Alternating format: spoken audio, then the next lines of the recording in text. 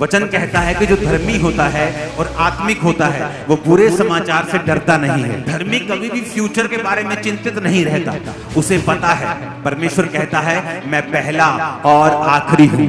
उसने रेस शुरू भी की है और वो रेस के आखिर में भी है। वो कह रहा है मैं आखिर में पहुंच गया हूं, बेटा तू आजा, बेटी आजा, कोई प्रॉब्लम नहीं होगी, आजा तू मेरे तेरे साथ। आपको बेसिक कभी नहीं भूलना होगा कि प्रार्थना उपवास आपका बेसिक है। इसलिए जब आप प्रार्थना करने के लिए बैठते हैं, इमेजिन करो शैतान कितने तरह के अटैक आपकी लाइफ पर करने की कोशिश करता है। आपको काम याद आ जाएंगे, आपको सडनली किसी की कही हुई बात याद आ जाएगी, कोई नेगेटिव चीज आपके दिमाग में आ जाएगी, कोई व्यभिचार की बात आपके दिमाग में आ जाएगी। जैसे ही आप प्रार्थना करने के लिए बैठेंगे, फोन पे आपको आपका आत्मिक काम याद आ जाएगा, क्योंकि शैतान आप कुछ भी कर ले लेकिन आपको प्रार्थना करने वो देना नहीं चाहता है। उसे मालूम है कि अगर वो प्रार्थना करेगा वो बलपूर्वक परमेश्वर के राज्य में प्रवेश करेगा। इसलिए वो आपकी प्रेयर लाइफ पर हमेशा अटैक करने की कोशिश करता है, क्योंकि जैसे ही आप प्रेयर करते हैं हेवन में कुछ होता है। उस समय चाहे आपको नजर ना आए लेकिन हेवनली रेलम में बड़ी चीजें होती हैं जिन्हें आप इन नंगी आंखों से नहीं समझ सकते हैं। बाइबल कहती है डैनियल ने सोचा कि मैं प्रार्थना करूंगा, और बाइबल कहती है फास्टिंग के साथ वो प्रार्थना करने के लिए बैठा, और जब प्रार्थना करने के लिए बैठा तो परमेश्वर ने दूत को पहले दिन ही भेज दिया उसके जवाब के साथ। लेकिन वचन कहता है जब दूत उसको मिला 21वें दिन तो उसने कहा मैं जब तू पहले दिन ही मन लगाकर प्रार्थना करने के लिए बैठा था तो मैं प्रार्थना का उत्तर लेके निकल आया, लेकिन रास्ते में शैतान मुझको रोके रहा।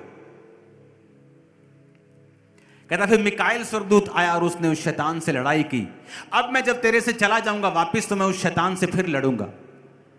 अगर आप हिस्ट्री की बुक्स को पढ़ें तो बाइबल कहती है, हिस्ट्री की बुक्स कहती हैं बाइबल के उस वचन के बाद वहां की जो गवर्नमेंट थी वो बदल गई थी, राजा चेंज हो गया था। आत्मा में कुछ हुआ, ऊपर हुआ, लेकिन धरती पे उसका रिजल्ट कुछ महीनों के बाद आया। कई बार आप नहीं समझते, नहीं जान पाते कि परमेश्वर क्या कर रहा है, लेकिन जब आप प्रार्थना में होते हैं, गैर भाषा की प्रार्थना करते हैं तो आपको यह मालूम नहीं होता आप क्या कर रहे हैं, लेकिन आपको बाद में मालूम होता है कि परमेश्वर ने किस तरह से आपके रास्तों को खोला है। कोई बंदा बैठकर इस समय आपके खिलाफ योजनाएं बना रहा है, आप उसे जानते भी नहीं, आपने उसे देखा भी नहीं, वो आपको उसने कभी आपसे वो मिला नहीं, लेकिन फिर भी वो आपके खिलाफ योजनाएं बना रहा है। कौन उन योजनाओं को नाश करेगा? आपकी प्रार्थनाएं उन योजनाओं को नाश करेंगी। नाश ही नहीं करेंगी बल्कि शर्मिंदा करेगी, गड्ढे में डाल देगी उन सब योजनाओं को। मैं आपको बता रहा हूं जब आप प्रार्थना करेंगे। एक दिन एक बंदा रात को बेचैन होकर उठा, और जब बेचैन होकर उठा तो पवित्र आत्मा ने कहा गैर भाषा में प्रार्थना करो। वो गैर भाषा में प्रार्थना करता गया कितनी देर बेचैनी खत्म नहीं हुई। एक समय आया कुछ घंटे के बाद बेचैनी खत्म हो गई। कई बार आप बेचैन फील करते हैं, रात को एकदम से नींद आपको जाग जाती, आप बोलते मुझे रात को नींद नहीं आती। परमेश्वर का आत्मा कई बार आपको उठाता है रात को प्रार्थना करने के लिए, लेकिन आप उसके मैसेज को, आप आत्मिक रूप से इतने मैच्योर नहीं होते कि आप उन मैसेजेस को समझ सकें।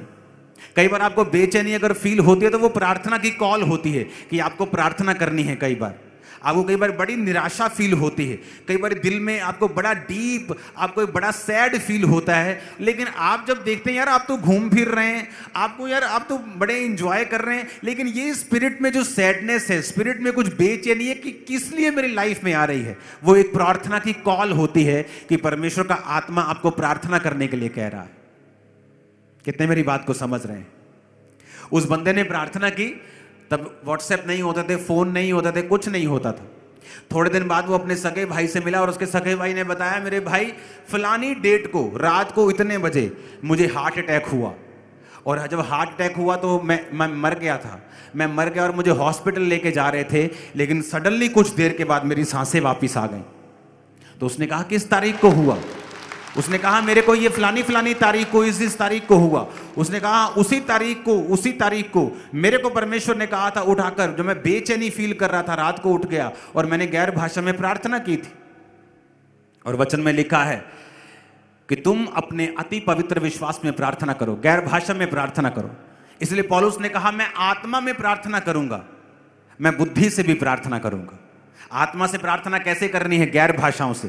बुद्धि से कैसे करनी है? जो मुझे चाहिए, परमेश्वर ये वाले रास्ते को साफ कर, परमेश्वर ये वाले रास्ते को साफ कर, परमेश्वर मेरे भाई को बचा, मेरी फलानी बहन को बचा। बुद्धि से प्रार्थना। आत्मा से प्रार्थना कैसे करनी है? गैर भाषा से प्रार्थना, क्योंकि बाइबल कहती है आप नहीं जानते आने वाले समय में क्या होगा, आप नहीं जानते प्रार्थना किस रीति से करनी चाहिए। वो आपको तरीके के बारे में बात नहीं कर रहा कि किस रीति से करनी चाहिए, कि पहले मैं ऐसे हाथ उठाऊं, ऐसे घुटने लगाऊं, वो उस रीति की बात नहीं कर रहा। क्योंकि प्रार्थना, आत्मा ये कह रहा है कि तुम्हें नहीं पता फ्यूचर में क्या होगा, कौन तुम्हारा दुश्मन है, कौन तुम्हारे लिए क्या सोच रहा है, कब फ्यूचर में तुम्हारे साथ क्या होगा। इसीलिए वचन कहता है कि जो धर्मी होता है और आत्मिक होता है वो बुरे समाचार से डरता नहीं है। धर्मी कभी भी फ्यूचर के बारे में चिंतित नहीं रहता, उसे पता है परमेश्वर कहता है मैं पहला और आखिरी हूं। उसने रेस शुरू भी की है और वो रेस के आखिर में भी है। वो कह रहा है मैं आखिर में पहुंच गया हूं, बेटा तू आजा, बेटी आजा, कोई प्रॉब्लम नहीं होगी, आजा, तू मेरे तेरे साथ हूं। आप मेरी बात समझ रहे कि नहीं? आप लुधियाना में हैं मान लीजिए, और लुधियाना से जलंधर आना है, और एक बंदा आपको कह रहा है जलंधर से कि चिंता मत कर, आजा, मैं पार कर चुका हूं। वो परमेश्वर है, हम रास्ते में हैं। परमेश्वर कह रहा है आजा, मैं पार कर चुका हूं, मैं आखिरी हूं, तू आजा, मैं तेरे साथ हूं, मैं तेरे संग हूं, मैं तुझे छोड़ूंगा नहीं, त्यागूंगा नहीं, तेरे संग रहूंगा, अपने धर्म में हाथ से तुझे संभाले रहूंगा, तू ना गिरेगा। कितने मेरी बात को समझ रहे हैं? हमें ये बातों को समझने की जरूरत है। इसलिए शैतान आपके प्रार्थना के जीवन के ऊपर अटैक करता है। तो जब उसने बताया कि उस रात मैंने प्रार्थना की थी गैर भाषा में, मुझे नहीं मालूम प्रार्थना मैं किसके लिए कर रहा हूं।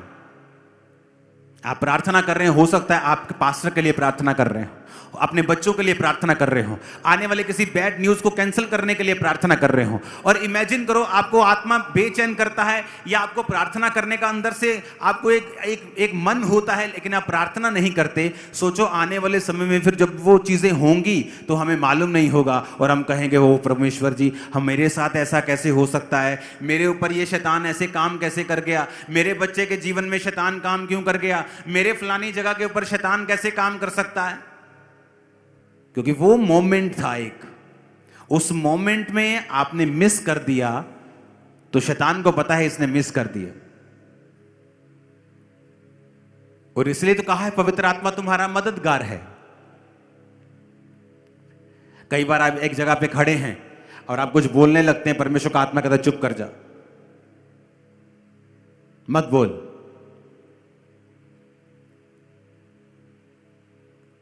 कई बार मैं कई जगहों पे जा रहा होता हूं तो परमेश्वर का आत्मा कह रहा है नहीं बोलना है, और कई बार परमेश्वर का आत्मा कहता है बोल। जहां आपको लगता है चुप होना चाहिए, बड़े आदमी खड़े हैं, परमेश्वर कहता है बोल, यहां बोलना है। कहां चुप रहना है, कहां बोलना है, पवित्र आत्मा आपको बताता है। प्रार्थना करनी है, पवित्र आत्मा आपको बताता है। जैसे ही आप पवित्र आत्मा की सहायता से प्रार्थना करना शुरू करते हैं, आप फ्यूचर में कई सारी बैड न्यूज को कैंसिल कर लेते हैं, कई सारे रास्तों को ओपन कर देते हैं, कई सारी अपॉर्चुनिटीज आपकी लाइफ में एंटर करती हैं जब आप आत्मा में प्रार्थना करते हैं। क्योंकि बिना बल पूर्वक आप उसके राज्य में प्रवेश नहीं कर सकते, बिना विश्वास के आप उसको प्रसन्न नहीं कर सकते। आपको अपना विश्वास, अपना ढीठपन आत्मा में पॉजिटिवली आपको दिखाना है कि आप परमेश्वर के पीछे हैं, और आप उसी से इस आशीष को लेंगे, और आप उसी के पीछे, आप उसको छोड़ेंगे नहीं। आप उसके राज्य में प्रवेश करने के लिए जितना बल लगाना पड़े आप लगाएंगे। ऊंची आवाज में हालेलुया बोलो। परमेश्वर के दास के द्वारा टीचिंग्स को सुनने के लिए, अनाउंसमेंट्स और अपडेट्स को जानने के लिए आप हमारे YouTube चैनल को सब्सक्राइब करें और साथ में बेल आइकन को दबाएं, ताकि जब भी कोई नई अपडेट हो तो आप सबसे पहले जान सकें।